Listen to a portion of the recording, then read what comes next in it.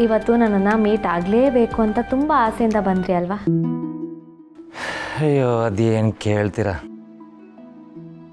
ಅದು ಯಾಕೆ ನಮ್ಮಿಬ್ಬರಿಗೆ ಇಷ್ಟೊಂದು ಪ್ರಾಬ್ಲಮ್ಮು? ಸರ್, ಕಷ್ಟ ಮನುಷ್ಯರಿಗೆ ಬರದೆ ಮರಕ್ಕೆ ಬರುತ್ತಂತ ಈ ಅಜ್ಜಿ ಯಾವಾಗಲೂ ಕೇಳ್ತಿರ್ತಾಳೆ.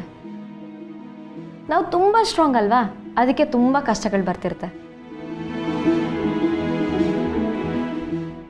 ನನ್ನ ರೆಸಿಗ್ನೇಷನ್ ಕೊಟ್ಟಿರೋದು ನಿಮ್ಮ ಮನಸ್ಸಲ್ಲಿ ಇನ್ನೂ ಬೇಜಾರಿದೆ ಅಂತ ನನಗೆ ಗೊತ್ತು.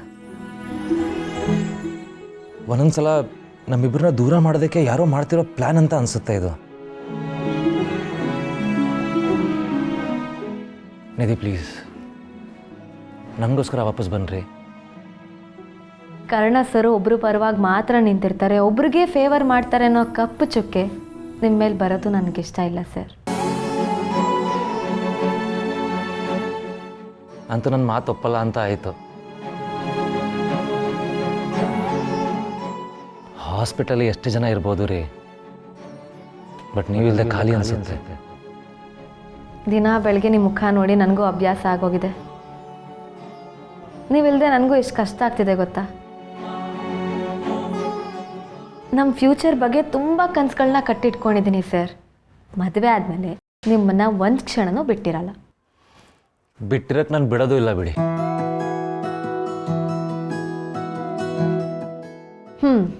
ಇವತ್ತು ನಿಮಗೆ ನಿದ್ರೆ ಮಾಡೋದಕ್ಕೆ ತುಂಬ ಕಷ್ಟ ಆಗ್ತಿದೆ ಅಲ್ವಾ? ರಾಶಿ ರಾಶಿ ಯೋಚನೆ ಮಾಡಿ ತುಂಬ ಬೇಜಾರಲ್ಲಿದ್ದೀರ. ಹಾಗಿದ್ರೆ ಈ ವಿಡಿಯೋ ಹೀಗೆ ಆನ್ ಆಗಿರಲಿ, ನನ್ನನ್ನೇ ನೋಡ್ತಾ ಮಲ್ಗಿ. ಓಕೆ ಓಕೆ ಅಂದರೆ ಸಾಕಾಗುತ್ತಾ?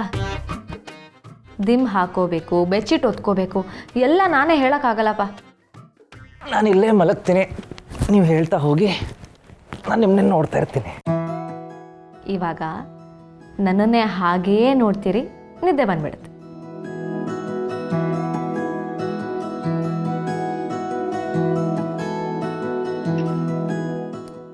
ಹಾಗೇ ಕಣ್ಮುಚ್ಕೊಳ್ಳಿ, ನಾನೇ ಕಾಣಿಸ್ತಾ ಇರ್ತೀನಿ.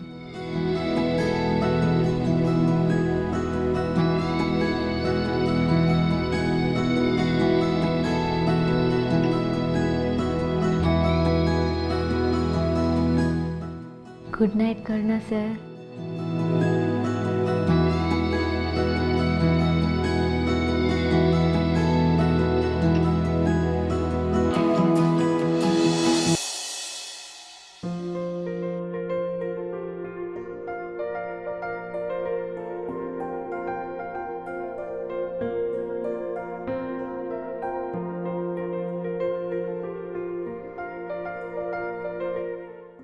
ನೀನಿಲ್ಲದೆ ಕರ್ಣ ಚಡಪಡಿಸ್ತಾ ಇದ್ದಾರೆ. ನಿನ್ನ ನೋಡಬೇಕು ಅಂತ ಓಡೋಡ್ ಬರ್ತಾ ಇದ್ದಾನೆ. ನಿಮ್ಮ ಫೋನ್ ಹಾಳಾಗಿತ್ತಲ್ವಾ? ನೀವು ನಿಧಿ ಫೋನ್ ಯೂಸ್ ಮಾಡ್ತಿದ್ರಿ, ಅದಕ್ಕೆ ನನಗೋಸ್ಕರ ಹೊಸ ಫೋನ್ ತಗೊಂಡು ಬಂದ್ರ?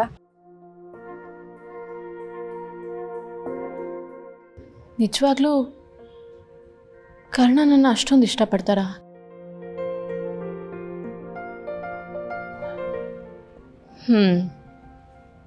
ಕೇಳಿಸ್ಕೊಂಬಿಟ್ಯಾ? ಹೀಗೆ ಪದೇ ಪದೇ ಕಿಕ್ ಮಾಡ್ತಿದ್ರೆ ನಾನು ಏನಂತ ಅರ್ಥ ಮಾಡ್ಕೋಬೇಕು? ಹಾಂ, ಹೋಗ್ಲಿ. ನಿನ್ಗೇನು ಅನ್ಸುತ್ತೆ? ಕರ್ಣ ನಿಜವಾಗ್ಲೂ ಇಷ್ಟಪಡ್ತಾರ ನನ್ನ?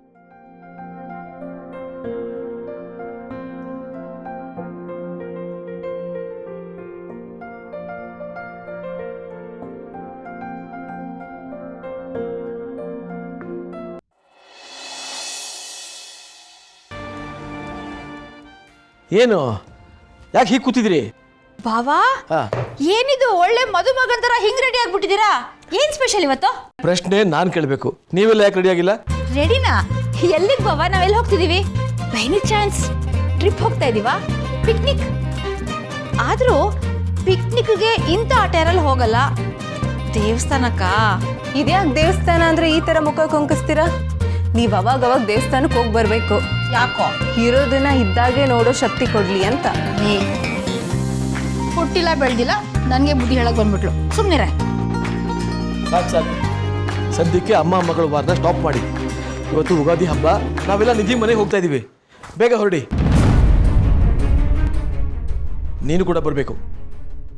ಡ್ಯಾಡ್ ನಾನು ಈಗಲೇ ಹೇಳ್ತಿದ್ದೀನಿ, ನನಗೆ ಬರೋದಕ್ಕೆ ಇಷ್ಟ ಇಲ್ಲ dad. I really don't want to come. ಸುಮ್ಮನೆ ಫೋರ್ಸ್ ಮಾಡಬೇಡಿ. ಸಂಜು, ನಿನಗೆ ಸ್ವಲ್ಪನೂ ಗೊತ್ತಾಗಲ್ಲ ಕಣ. ನಡೀತಾ ಇರೋ ಆಟ ನೋಡೋದಕ್ಕೆ ಆಡಿಯನ್ಸ್ ಬೇಡ. ಖಾಲಿ ಸ್ಟೇಡಿಯಮಲ್ಲಿ ಎಷ್ಟು ಸಿಕ್ಸರ್ ಹೊಡೆದ್ರೆ ಏನು ಪ್ರಯೋಜನ? ಚಪ್ಪಾಳೆ ತಟ್ಟಕ್ಕೆ ಪ್ರೇಕ್ಷಕರು ಬೇಕು. ಪ್ರೇಕ್ಷಕರು ಬೇಕು ತಾನೆ? ಬಾ. ಏನಿದು ಸಿಕ್ಸು ಸ್ಟೇಡಿಯಂ ಅಂತ ಏನೋ ಹೇಳ್ತಿದ್ದೀರಾ? ಕಾರಣ ನಮ್ಮ ಮನೆಯಲ್ಲಿ ಯಾವುದಾದ್ರೂ ಕಾರ್ಯಕ್ರಮ ನಡೆಸಬೇಕು ಅಂತಂದರೆ ಪ್ರತಿಯೊಬ್ಬರಿಗೂ ಒಂದೊಂದು ವಿವರಣೆ ಕೊಡ್ತಾ ಹೋಗಬೇಕು. ಅದನ್ನೇ ಹೇಳ್ತಾ ಇದ್ದೆ ಈ ನನ್ನ ಮಗನಿಗೆ. ನೀನು ಅಷ್ಟೇ ಬೇಗ ರೆಡಿಯಾಗಿ ಬಾ.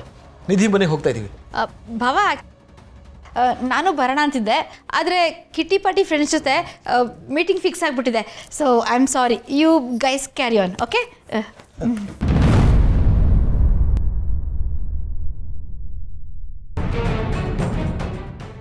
ನೀನೇನು ಹೀಗೆ ನಿಂತ್ಕೊಂಡಿದ್ಯಾ? ಬೇಗ ಹೋಗಿ ರೆಡಿಯಾಗಿ ಬಾ. ಮದುವೆ ಆದಮೇಲೆ ನಿನಗೂ ನಿತ್ಯಾಗೂ ಬಂದಿರೋ ಮೊದಲನೇ ಯುಗಾದಿ ಹಬ್ಬ. ಅಲ್ಲಿ ಶಾಸ್ತ್ರ ಮಾಡಬೇಕಾಗಿದ್ದು ಬಹಳಷ್ಟಿದೆ. ಅಮ್ಮ ಆಲ್ರೆಡಿ ಅಲ್ಲಿ ವೆಯ್ಟ್ ಮಾಡ್ತಾ ಇದ್ದಾರೆ. ಹೋಗು, ಬೇಗ ರೆಡಿಯಾಗಿ ಬಾ.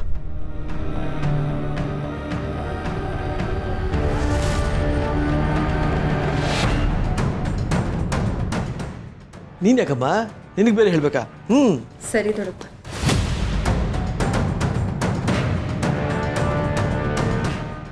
ನಿನಗೇನಮ್ಮ? ನಿನಗೆ ಸ್ಪೆಷಲಾಗಿ ಇನ್ವೈಟ್ ಮಾಡಬೇಕಾ? ನಿನ್ನ ಮುದ್ದು ಮಗ ಕರ್ಣನಿಗೂ ನಿತ್ಯಂಗೂ ಹಬ್ಬದ ಶಾಸ್ತ್ರ ಮಾಡೋದು ಬೇಡ? ಬೇಗ ರೆಡಿಯಾಗಿ ಬಾ. ಸಂಜು, ನೀನು ರೆಡಿಯಾಗಿ ಅಮ್ಮನ ಕರ್ಕೊಂಡು ಬಾ.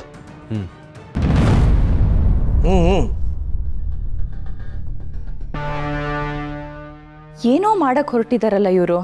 ಇವ್ರ ಹತ್ರ ನೋಡ್ತಿದ್ರೆ ನನ್ಗೆ ಯಾಕೋ ಅನುಮಾನ.